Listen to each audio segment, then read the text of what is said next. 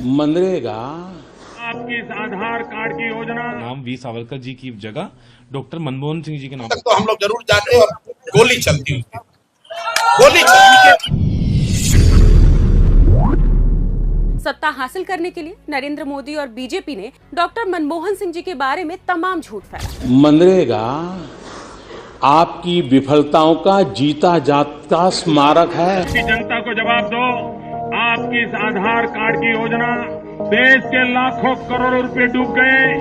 खूब विरोध किया, लेकिन सत्ता में आने के बाद उन्हीं की योजनाओं के भरोसे हो गए। सिर्फ भरोसे ही नहीं हुए, बल्कि उन्हें अपने नाम से भी चलाने लगे। आइए आपको मनमोहन सिंह जी की उन योजनाओं के बारे में बताते हैं जिनके सहारे नरेंद्र मोदी अपनी सरकार चला रहे हैं। मनरेगा। प्रधानमंत्री नरेंद्र मोदी ने मनरेगा को यूपीए सरकार की विफलता का स्मारक कहा था, लेकिन मनमोहन सिंह जी की सरकार में लागू हुई ये योजना 2020 में कोविड-19 महामारी के दौरान ये ग्रामीण इलाकों में गरीब मजदूरों के लिए जीवन रेखा साबित हुई। अब आलम यह है कि रोजगार देने में विफल मोदी सरकार खुद पूरी तरह से मनरेगा के भरोसे बैठी है। आधार कार्ड को नरेंद्र मोदी ने यूपीए सरकार की राजनीतिक नौटंकी करार दिया था, मगर जैसे ही खुद नरेंद्र मोदी सत्ता में आए तो उनके सुर ही बदल गए और हर योजना में लाभ लेने के लिए आधार मैंडेटरी कर दिया। जीएसटी। डॉक्टर मनमोहन सिंह ने जीएसटी की नींव रखते हुए उसे आगे बढ़ाया और विभिन्न करों को एकत्रित करने की दिशा में काम किया। बतौर मुख्यमंत्री नरेंद्र मोदी कहते थे कि जीएसटी कभी सफल नहीं हो पाएगा, लेकिन जैसे ही सत्ता हाथ में आई जीएसटी लागू कर दिया। इसके अलावा स्वच्छ भारत मिशन, प्रधानमंत्री फेलोशिप योजना, make in India, Atal pension योजना, उज्ज्वला योजना, फसल बीमा योजना, डिजिटल इंडिया, जनधन योजना जैसी दर्जनों ऐसी स्कीम है जिन्हें नरेंद्र मोदी ने डॉक्टर मनमोहन सिंह की योजनाओं से कॉपी करके लागू किया। ये बताता है कि मोदी सरकार में विजन की कमी है और वो जिन योजनाओं की बुराई करते थे आज उन्हीं के सहारे अपनी सरकार चला रहे, या यूं कहिए कि ढो रहे। मैं लेटर भी लिखने जा रहा हूँ मोदी जी को कि मोदी जी कल जो आप शिलान्यास करने जा रहे हैं कैंपस और कॉलेज का, उसका नाम वी सावरकर जी की जगह डॉक्टर मनमोहन सिंह जी के नाम पे रखना चाहिए।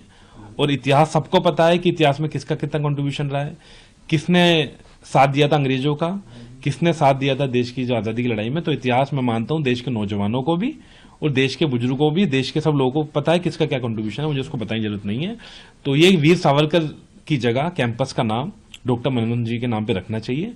ये एक उनके लिए भी प्रेरणा होगी और खास तौर पर जो आने वाली नस्लें, आने वाली पीढ़ी है, जो स्टूडेंट बनेगा भी, जो स्टूडेंट उस शिक्षा इंस्टीट्यूट में पढ़ेगा, उसके लिए भी एक प्रेरणा होगी किस तरीके से एकेडमिक बैकग्राउंड का एक छात्र किस तरीके से आगे प्रोफेसर थे, उनकी आप उपलब्धियां जानते हैं किस तरीके से देश के प्रधानमंत्री बने। और मोदी जी खुद प्रधानमंत्री हैं, तो मैं मानता हूं वो खुद भी कंट्रीब्यूट मानते हैं और उनके मैंने ट्वीट्स भी देखे और मानते हैं कि मनमोहन जी का बड़ा कंट्रीब्यूशन रहा। तो 2025 की शुरुआत में मानता हूं एक अच्छी शुरुआत होगी और एक बड़ा कंट्रीब्यूशन ये हम मनमोहन सिंह जी की जर्नी को देंगे। उनका ये कैंपस का नाम डॉक्टर मनमोहन जी के नाम पे होना चाहिए। तक तो हम लोग जरूर जाते और गोली चलती उसकी गोली चलती, क्योंकि मैं नहीं चाहता हूं कि किसी बच्चे को चोट लगे। आपको भी चोट लगेगा तो आप भी बिहार के बंदे हैं, हम लोग एनार्किस्ट नहीं है। हम भी सिविल सर्वेंट रहे, इंटरनेशनल सिविल सर्विस छोड़कर आए हैं ये काम करते। हम अगर चाहते तो उस दिन वहां पर पुलिस कितनी थी, 50 लोग थे। आपने डाक बंगला पर बंदोबस्ती कर रखी थी, 50 लोगों को रौंद कर हम लोग आगे बढ़ जाते। आप पीछे से लाठी चलाते, पूरा law and order situation create होता। क्यों करना? हम लोग बिहार को बनाने आए हैं कि बिहार को बर्बाद करने, लड़ाई झगड़ा करने आए? बच्चों की मांग है, आप लोग मान रहे नहीं है। सरकार बनना चाहिए था, अगर न भी माने मिल लीजिए, वो सरकार के हक में है। आप लोग एग्जाम अपने हिसाब से करा रहे हैं, फिर भी मिल लीजिए, नहीं मिलिएगा तो दबेगा। क्लियर बात है। बाकी आपको पकड़ना है तो आप हमको बता दीजिएगा कितने बजे आके पकड़िएगा, ले जाइए पकड़। तो जो उनके सलाहकार लोग हैं उनको भी समझना है, जब स्थिति गड़बड़ होगी तो सीटीएसपी और लॉ एंड ऑर्डर एडीएम का मामला नहीं होगा, तो पूरे राज्य का मामला होगा। आप पकड़ के हमको ले चलिए, कोई दिक्कत नहीं। अभी हम आपको ये भी आश्वस्त कर रहे हैं, हमको पकड़िएगा, कोई एक नारा भी नहीं लगा, हम स्वेच्छा से आपको गिरफ्तारी दे देंगे, आप ले जाइए हमको।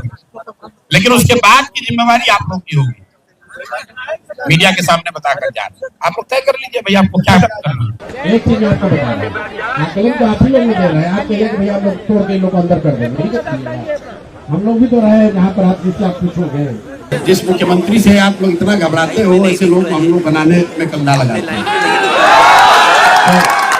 कैसे देखेंगे? मुख्यमंत्री भी तो अपने अफसरों से पूछेंगे कि भाई क्या सिचुएशन है।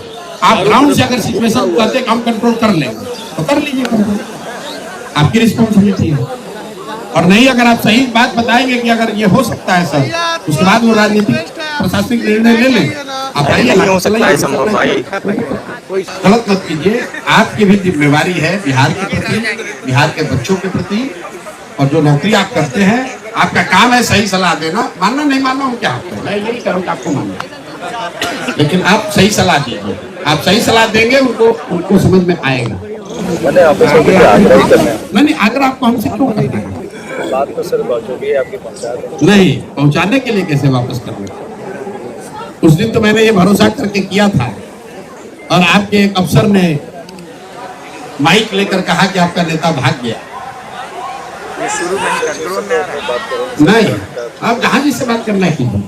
आपके पास एक ही विकल्प है, या तो आप बलपूर्वक हमको ले जाइए यहाँ से, या समझौता कर लीजिए, 5 बच्चों से मिल लीजिए। ऑप्शन आपके पास, आप पकड़ना है आके पकड़ लो, कोई झगड़े की बात नहीं। ठीक है साहब।